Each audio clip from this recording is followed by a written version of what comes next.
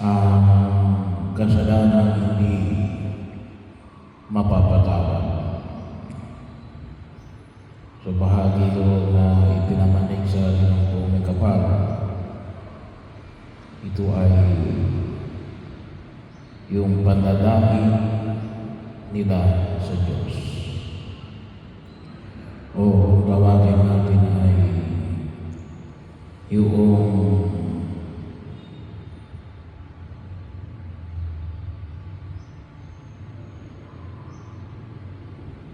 tinatawag rin natin na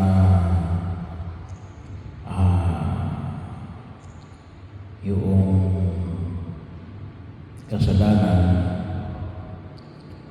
laban sa katotohanan, yung bahagi na kung sa aming nakita po natin, yung kasalanan laban sa Espiritu Santo. So isa ang binabanggit ang mga nabanggit na mga salita na ipinamanig ng buong may kapal. Dito sa Ebanghelyo ay yung itinuring siya na siya ay nagpapalayas ng masamang espiritu sa kapangyarihan ng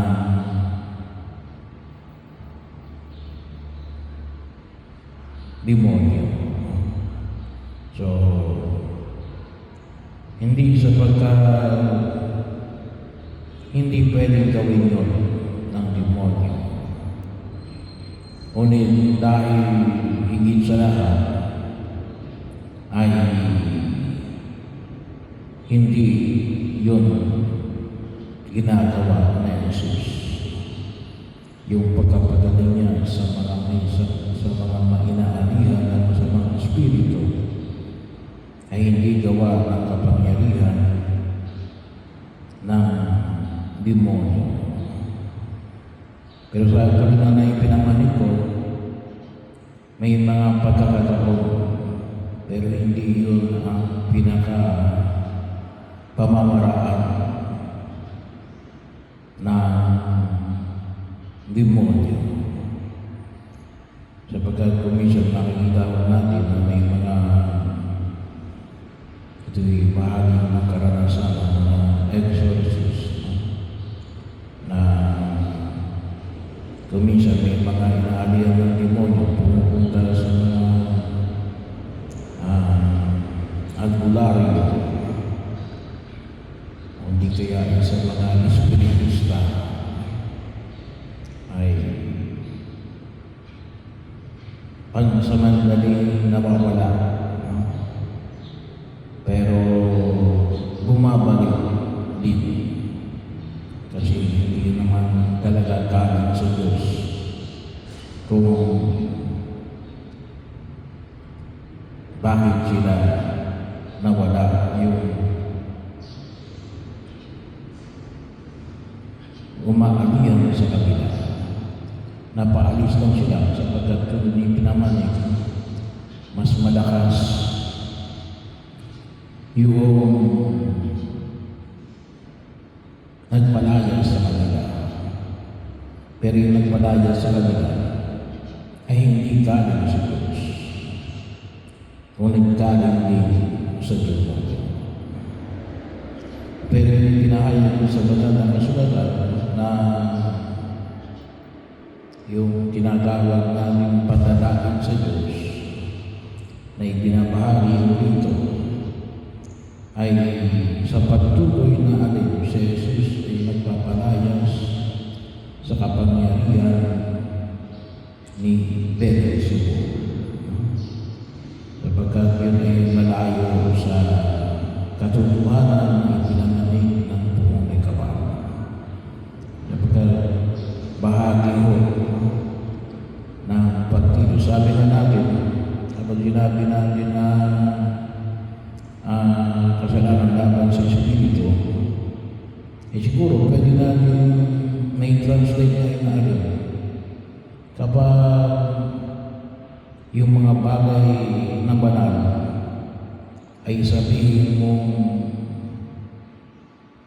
galing sa demonyo, o yung mga bagay na makademonyo, sabihin mong makadiyos. Yun ay baliwanag na panlalangin sa Diyos. Bahagi yun na kung saan ay makita po natin sa pagkilos natin sa daigdig na ito. Kaya napakalalaw yung tunay na pagsaliksik kung alin ang banal at kung alin ang hindi.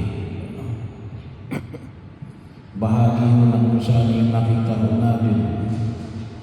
Kung minsan nga sabi nga natin ay maging maingat din tayo na masabi na itong pangyayari ito ay isang pagkilos na demonyo.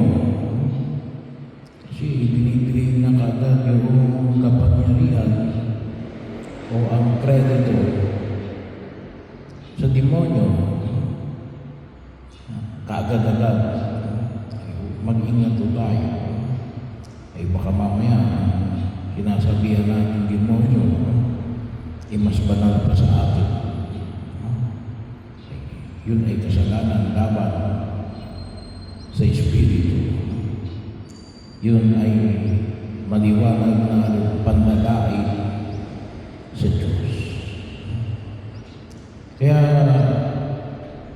kinakailangan natin ang patuloy na pagninilay at pagsasaliksik bago natin sabihin natin lagyan ng Bible kung ito ay kung ito ay makadiyos o kung ito ay makademonyo. Bahagi yun. Kaya isa ko sa mga pinag-iingat sa atin ay alin? Rash judgment. Yung madali ang pag-uusga. Yung pag-uusga na hindi natin tunay na sinusuri. Sapagkat baka mamaya sa ating pag-uusga ay katulad na ipinamanig sa banal na kasulatan na ating nidadaan ang Diyos. Kasi ay hindi natin sinusuri ng maayos. Or simply because gawa lamang ng ating emosyon. Malaki yung kasi epekto ng emosyon. Kaya po kalimitan kung tingnan po natin yung mga tao nagsabi na ito ay nagpapalaya sa pamamagitan ng kapangyarihan ng demonyo. Ay emotionally disturbed. Bakit? Hindi na gusto si Jesus eh. Kaya mag-ingat tayo sa ating emosyon. Kung minsan na yan ay sabi nga na binablur. Sinisira mo yung ating pagkilala sa katotohanan. Kung hindi natin mapigil ang ating emosyon, baka hindi rin natin makita yung tunay na pagkilos ng Diyos sa buhay natin. Kaya, pag-ingatan natin. Pag-ingatan natin yung mga bagay na ito na kung saan yung nakita natin, katulad yung tunay pinamanig natin kahapon na alin. Hindi rin natin makikita yung natin natupad ngayon habang tayo nakikinig ang bahagi na ito ng banal na kasulatan. Bakit hinayaan natin na tayo ay maapektuhan ng maraming bagay kasama ng ganyan yung ating emosyon sa pagkilala